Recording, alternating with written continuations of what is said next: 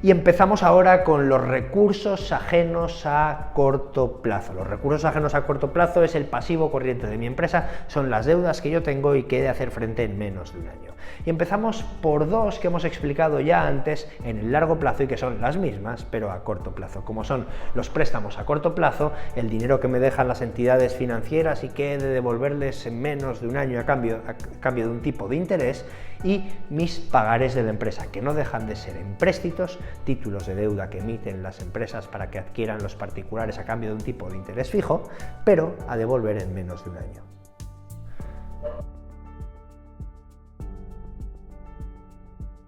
Además de los préstamos a corto y de los empréstitos, podemos encontrar también los créditos. Y la pregunta típica es, ¿en qué se diferencia un crédito de un préstamo? Pues principalmente el préstamo suele ser a largo plazo y el crédito suele ser a corto, pero ya hemos visto que también existen préstamos a corto y evidentemente, aunque no lo hayamos dicho antes, también pueden existir créditos a largo plazo. La diferencia principal es que cuando yo me financio mediante un préstamo, el banco me deja una cantidad y yo esa cantidad tengo que devolverla al cabo de un tiempo entera con un tipo de interés. Sin embargo, cuando yo firmo con una entidad financiera un crédito, el banco no me deja una cantidad entera para que yo se la devuelva entera, sino que el banco pone a mi disposición una cantidad hasta un límite que yo iré utilizando poco a poco cuando vaya necesitando. Al final, yo solo pagaré intereses por la cantidad de dinero que he utilizado, que habitualmente será inferior a ese límite que me ha puesto un banco.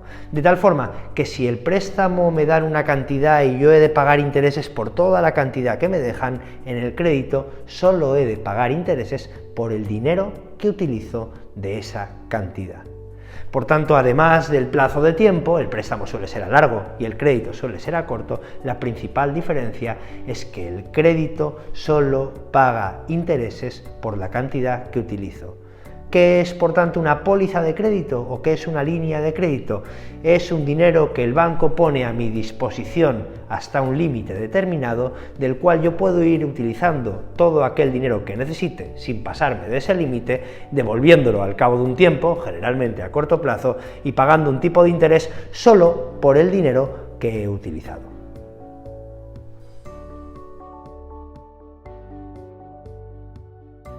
Cuando yo utilizo más dinero que el que tengo, es decir, cuando mi cuenta bancaria está a cero y yo sigo pegándole a la tarjeta y estoy en números rojos, estoy en números negativos, a eso se le llama el descubierto en cuenta. El banco me adelantará ese dinero que yo quiero utilizar y del cual no dispongo, pero me cobrará un tipo de interés. En el fondo es un tipo de crédito, pero es un tipo de crédito diferente y se le llama descubierto en cuenta. Por tanto, ¿qué dos grandes tipos de créditos existen? Pues en primer lugar la póliza o la línea de crédito, en donde el banco pone a mi disposición una cantidad que yo utilizo la que necesito y pago intereses solo por lo que necesito, y el descubierto en cuenta, en donde el banco me permite seguir gastando dinero a pesar de que yo no lo tenga.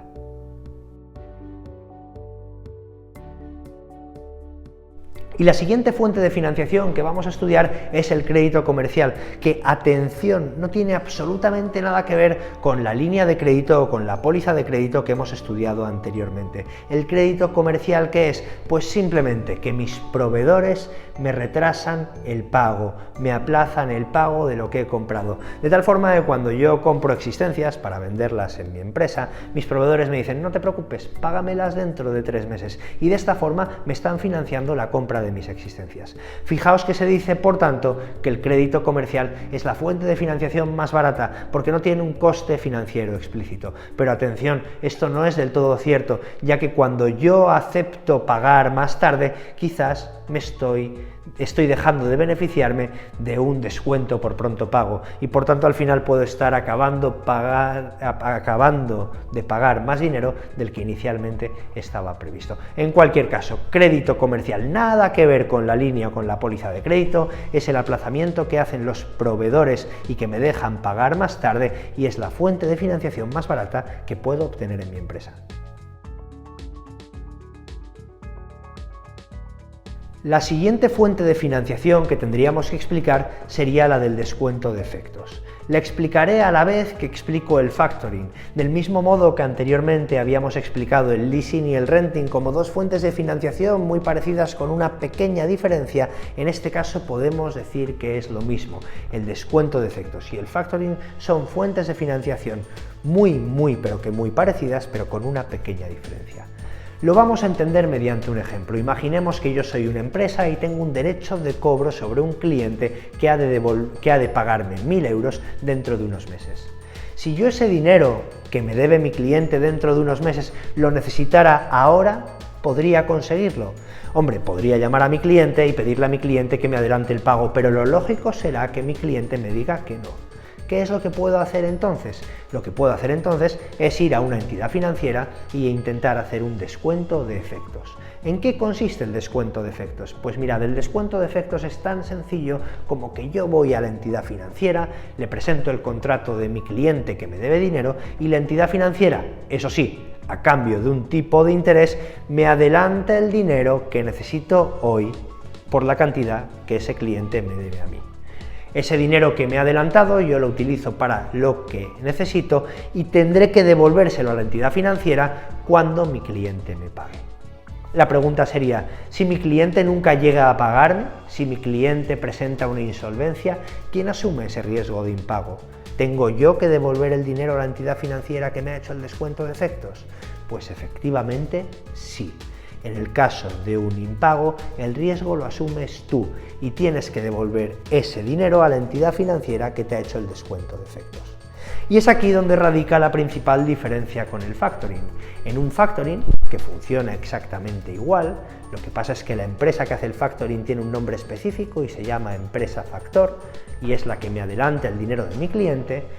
Es esa empresa, la empresa factor, la que asume el riesgo de insolvencia del cliente. Es decir, si mi cliente no me paga cuando toca, es la empresa factor la que asume ese riesgo de insolvencia. Por tanto, podemos entender que la empresa factor me va a cobrar un tipo de interés mayor que la empresa que me haga el descuento de efectos, porque la empresa factor me cobrará en ese tipo de interés el posible riesgo de que mi cliente no me pague.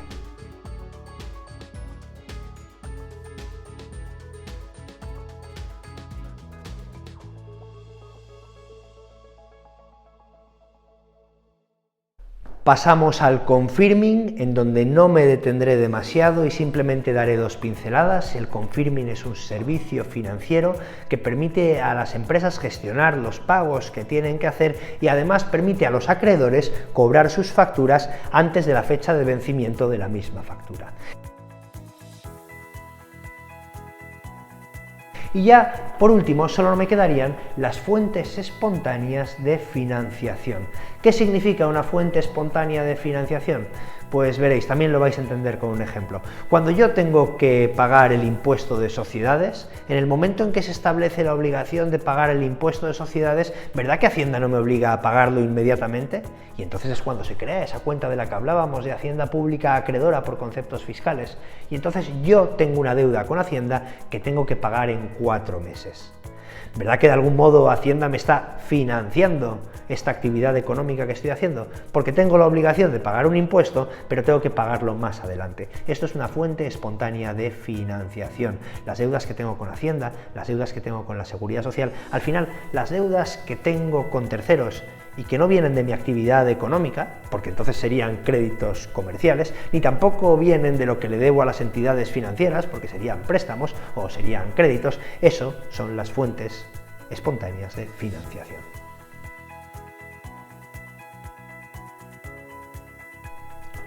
Y acabamos el vídeo, después de haber visto muchas fuentes de financiación que puede utilizar la empresa, estudiando los criterios para elegir la fuente de financiación. Es decir, yo tengo que invertir en una maquinaria, ¿cómo narices la financio? ¿En qué criterios me he de basar para elegir entre todo el catálogo de opciones de fuentes de financiación que tengo?